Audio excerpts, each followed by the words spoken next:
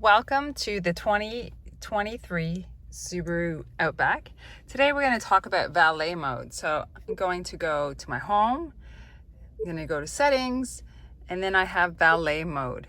I'm going to enter a passcode, so I'm just going to, for the simple sake of it, enter 1234, confirm. So now I'm going to activate its valet mode. Enter my code, 1234. And so what this does is you will see it blacks out all of the apps and any of the locations that I've been to. So any of the data that has been into my car is now blacked out.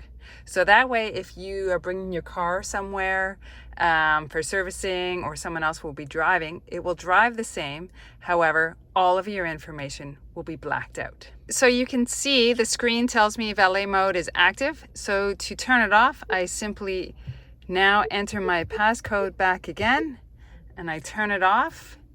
Okay. And now we're back. Now we have our apps displaying again.